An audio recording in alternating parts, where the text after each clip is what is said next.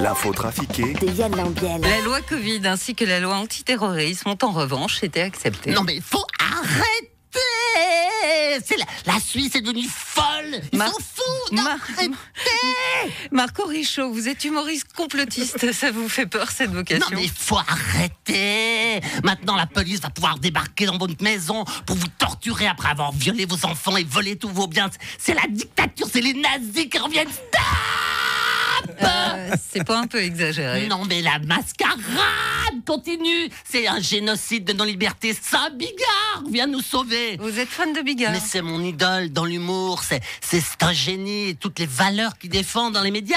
Et j'imagine que dans la chanson c'est Francis Lalanne. Mais oui, Saint-Francis et Saint-Bigard sont des martyrs brûlés sur l'échafaud de la pensée unique des médias corrompus à la solde de Bill Gates et de la 5G. On va tous mourir.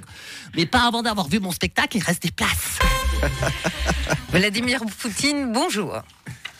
Non. Vous allez rencontrer Joe Biden cet après-midi. Comment vous êtes-vous préparé pour ce sommet?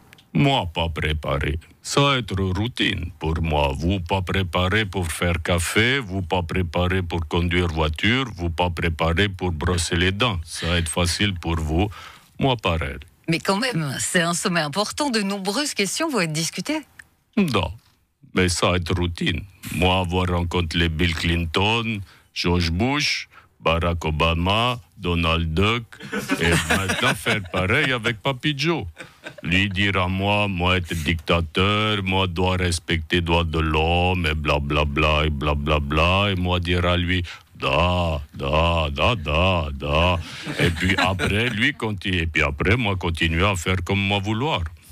Et moi faire pareil avec Kamala Harris l'année prochaine, quand grand-papy Joe est plus là. Où savoir, Valeria Ogiatova? Président américain passe, Vladimir reste. La ville de Lausanne cherche à engager une guette. Mais oui, mais non, alors ça m'intéresse. Alors, hurler du haut de la cathédrale, c'est un truc pour moi. C'est la guette. Il a sonné 10.